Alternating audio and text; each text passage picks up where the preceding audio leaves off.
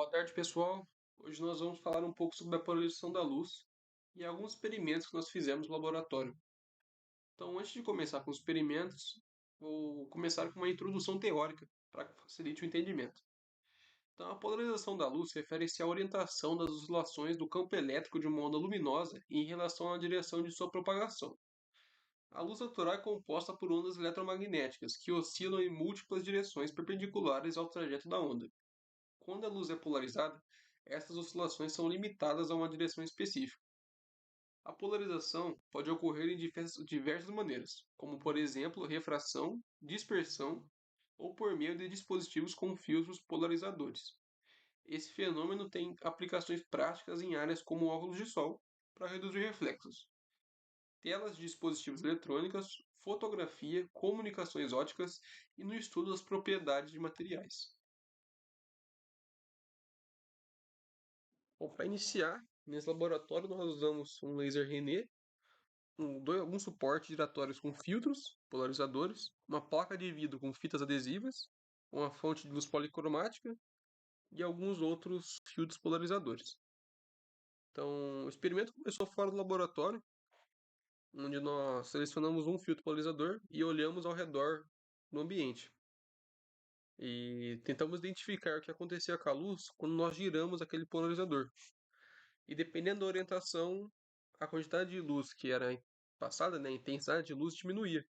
Isso ocorreu porque o polarizador permite a passagem apenas da componente da luz que vibra na determinada direção do material. Então, após isso, nós pegamos um outro filtro polarizador, mantivemos um deles fixo e giramos o outro. Nós percebemos que ao girá-los, a luz vai diminuindo até desaparecer, e depois volta a aparecer. Essa extinção ocorre quando os dois polarizadores estão cruzados, ou seja, perpendiculares entre si. Então, voltando para o laboratório, nós ligamos o laser René, sempre com cuidado para deixar o obturador aberto. Então, nós colocamos um polarizador no caminho do feixe. E ao girar o polarizador, nós observamos uma mudança na intensidade de luz, confirmando que mesmo a luz do laser tem uma polarização definida. Então, nós colocamos outro polarizador e giramos um deles até extinguir totalmente o feixe de luz.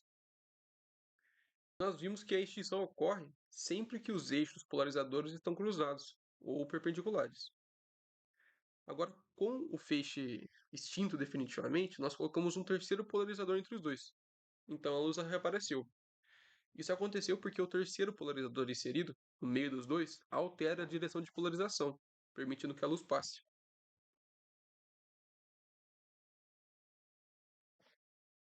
Continuando com o experimento, agora nós utilizamos o feixe de luz René e dois polarizadores. Nós ajustamos os ângulos desses polarizadores até que ocorresse a extinção total da luz, ou seja, quando os polarizadores estavam cruzados. Em seguida, colocamos entre os polarizadores uma placa de vidro com fitas adesivas. À medida que giramos a placa, e também os polarizadores, observamos o reaparecimento da luz. Isso ocorreu porque a fita adesiva não é apenas um material transparente, simples. Ela tem propriedades birrefringentes. Isso significa que ela altera a direção da polarização da luz, que passa por ela, permitindo que parte da luz consiga atravessar o segundo polarizador, mesmo quando ele está cruzado em relação ao primeiro. Mas é importante notar, a fita não é um polarizador em si, ela atua como meio birrefringente, ou seja, modifica a polarização da luz que atravessa. Depois disso, substituímos o laser por uma lâmpada incandescente, que emite luz não polarizada com um espectro mais amplo. Observamos essa luz através de um primeiro polarizador e depois de um segundo polarizador, que chamamos agora de analisador. Quando giramos o analisador, percebemos uma variação da intensidade de luz, como é esperado. Ao inserir uma placa com as fitas adesivas entre os dois polarizadores, muda o cenário. Giramos o analisador novamente e percebemos a presença de padrões coloridos, resultado de composição da luz branca e da interferência causada pela birrefringência das fitas. Quando inclinamos a placa em diferentes ângulos, esses padrões também mudam. Isso porque o caminho óptico e a interação com diferentes componentes da luz variam conforme o ângulo da incidência. Por fim, observamos várias camadas de fitas transparentes através do analisador. Novamente, Vemos padrões coloridos complexos. Isso acontece porque cada camada de fita introduz um pequeno atraso de fase entre as componentes da luz, e esses efeitos se acumulam produzindo interferências visíveis. Para concluir, inserimos entre os polarizadores uma película de plástico transparente e tensionamos ela, puxando dos dois lados. Ao fazer isso, surgem padrões de luz e cor semelhantes aos anteriores. Isso mostra que a tensão mecânica altera as propriedades ópticas do material, induzindo a birrefringência. Esses efeitos são muito úteis na prática, por exemplo, para estudar tensões internas em materiais plásticos ou vidros, ou em técnicas de controle de qualidade. A birrefringência, portanto, não é apenas um fenômeno óptico curioso, mas também uma poderosa ferramenta de análise em ciência e engenharia.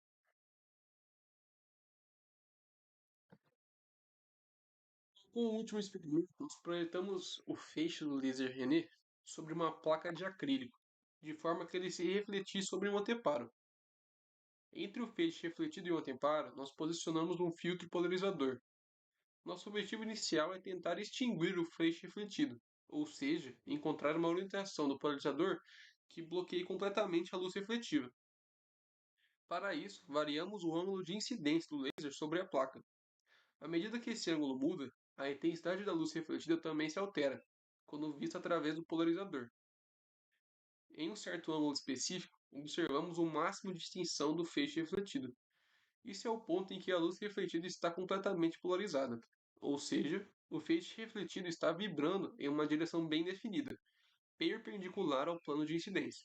Este ângulo é chamado de ângulo de Brewster. Uma vez identificado, o ângulo confirma que é possível extinguir completamente o feixe refletido ao girar o polarizador na direção certa. Mas agora surge uma nova questão.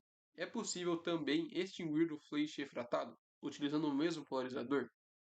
Observamos que, ao tentar isso, não conseguimos extingui-lo da mesma forma. Isso nos mostra que o feixe refratado não está polarizado da mesma maneira que o refletido. Ele geralmente permanece parcialmente polarizado, ou até mesmo não polarizado, dependendo do material e do ângulo. Em seguida, sem alterar a posição do polarizador, que extinguiria o feixe refletido, colocamos esse polarizador antes da placa de acrílico, ou seja, entre o laser e a placa. Observamos tanto o feixe refletido quanto o refratado. Depois, viramos o polarizador do feixe incidente em 90 graus e observamos novamente os dois feixes. Vemos que, ao fazer isso, o feixe refletido reaparece com intensidade, enquanto o refratado muda seu padrão. Isso acontece porque, ao modificar a polarização do feixe incidente, mudamos a proporção das componentes que são refletidas ou transmitidas, interferindo diretamente no comportamento da luz após interagir com a superfície. Agora, com o feixe refletido totalmente extinto, medimos o ângulo da incidência, correspondente ao ângulo de Brewster. A partir disso, observamos o feixe refratado dentro da placa acrílica e analisamos o ângulo que ele forma em relação ao feixe refletido. Um detalhe interessante é que, nesse ponto, o feixe refletido e refratado são perpendiculares entre si. Esse é o resultado teórico esperado. No ângulo de Brewster, a soma dos ângulos entre o feixe refletido e refratado deve ser de 90 graus. Além disso, verificamos que a direção do plano de polarização do feixe refletido é perpendicular ao plano de incidência, o que justifica sua extinção quando o polarizador é corretamente orientado. Então, esses foram o nosso experimento e as conclusões que nós conseguimos com os experimentos.